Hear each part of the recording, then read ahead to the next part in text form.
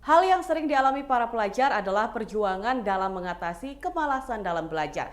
Kamu pasti sering merasakan hal ini, di mana kamu punya banyak tugas untuk dikerjakan, namun tidak merasa ingin melakukannya. Tanpa disadari, kemalasan bisa menghambat pembelajaran. Jika ini terus berlanjut, itu akan menjadi kebiasaan yang bisa berimplikasi negatif pada nilai atau mempengaruhi masa depan. Lalu bagaimana cara untuk mengatasi malas belajar yang tepat? Dan Tribuners, berikut tips menghilangkan malas belajar yang telah kami rangkum. Yang pertama, mencari tempat yang nyaman.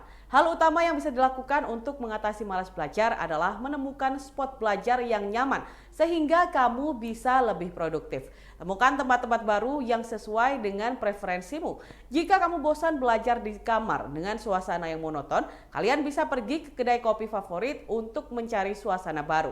Kamu juga bisa mengunjungi coworking space atau perpustakaan yang ada di kotamu. Tapi kalau kamu tidak begitu suka belajar di tempat umum, kamu bisa mencari spot lain yang ada di dalam rumah yang sekiranya memiliki keheningan yang kamu suka. Yang kedua, buat daftar tugas untuk memudahkan belajar. Ada kalanya kamu terjebak di momen di mana ada terlalu banyak tugas sehingga bingung harus menyelesaikan yang mana terlebih dahulu. Akhirnya tugas pun menumpuk dan kamu malah menunda-nunda menyelesaikannya karena sudah merasa malas duluan. Untuk mengatasi hal ini, buatlah daftar tugas atau to-do list untuk memudahkanmu mengerjakan yang menjadi skala prioritas utama. Tempelkan daftar tugas itu di tempat yang paling sering kamu lihat, agar kamu ingat untuk menyelesaikannya. Selain itu, membuat daftar tugas juga bisa membantumu fokus melakukan tugas-tugas yang menjadi prioritas, terutama jika deadline sudah dekat.